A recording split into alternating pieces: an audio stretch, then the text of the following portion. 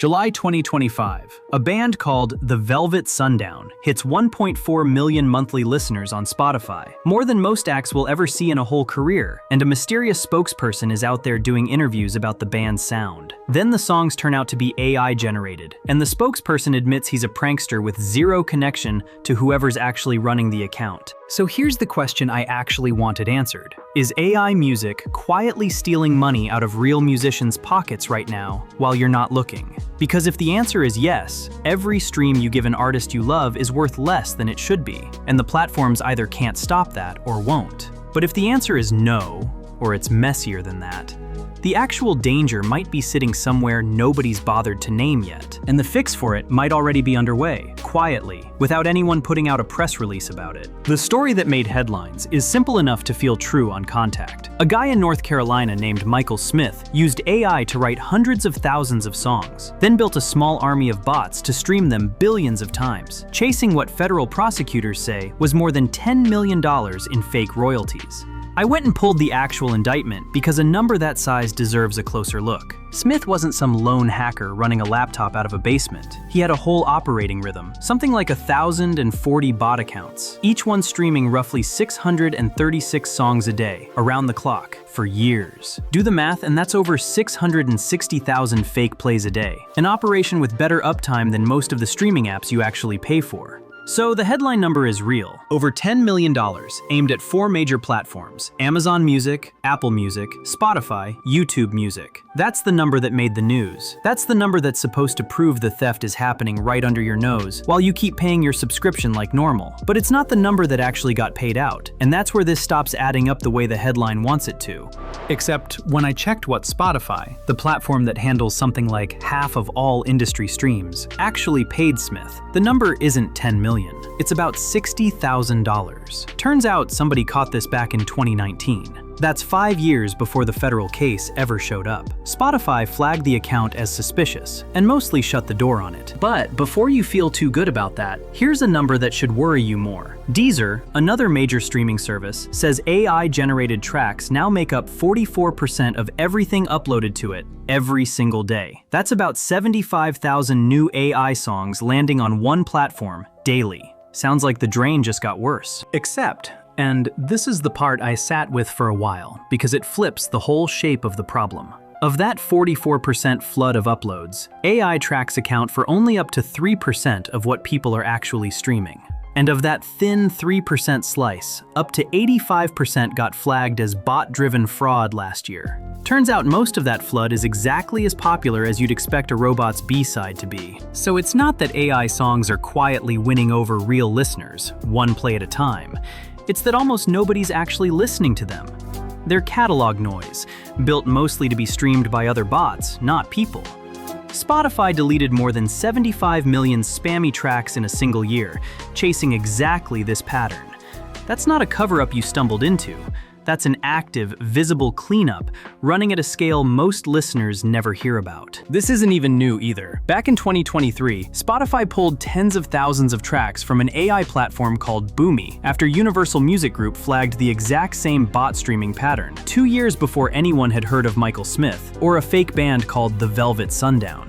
So if the fraud keeps getting caught and the AI songs barely get streamed, what's actually costing real musicians money? Here's the part that should worry you more than any bot farm ever did. CSAC, the group that represents songwriters and composers worldwide, projects human creators could lose about a quarter of their revenue, roughly 10 billion euros, by 2028. That number isn't standing still either. The generative AI music market itself is on pace to grow from roughly 3 billion euros in 2023 to about 64 billion by 2028, with AI projected to swallow something like 60% of all production and library revenue, the stock music tracks that soundtrack ads, podcasts, and background beds, the stuff nobody thinks to check who wrote. And here's what's really at stake. The working musicians relying on that same shrinking pool keep losing ground while the fraud stories grab the headlines, which means the threat was really the con artist who eventually gets caught. It's the math underneath both of them that nobody's fixed yet.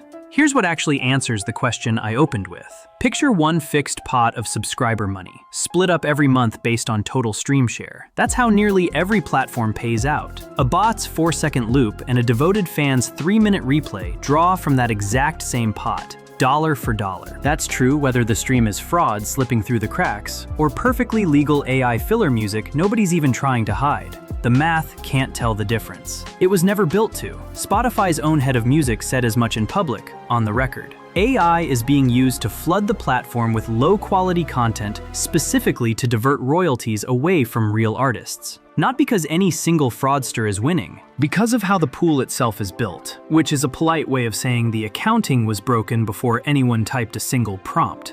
I went looking for who's actually fixing this, expecting to find nothing, because that's usually how these stories go. Instead, I found Deezer already rebuilding its entire payout model, stripping out noise and bot-driven AI streams before the money even gets split, while boosting plays that come from someone actually searching for a song instead of a playlist just running on autopilot. Deezer's now licensing that detection tool to its own competitors. Independent artists still took home half of the $11 billion Spotify paid out in 2025. The pool is still growing, even while it's being diluted, which is exactly why the industry wants this fixed now, before that math tips the other way. That's the version of this story nobody's putting in a headline. The fix isn't a ban on AI music. It's a rewrite of the math that made a fake stream worth exactly as much as a real one in the first place. So, the next time you see a headline about an AI fraud bust, notice which number is actually doing the work in the story. The number prosecutors charged, or the number the platform actually paid out. Those two figures being off by a factor of 160 isn't a footnote, it's the whole story. Smith's own case already shows the same pattern playing out in a courtroom. That $10 million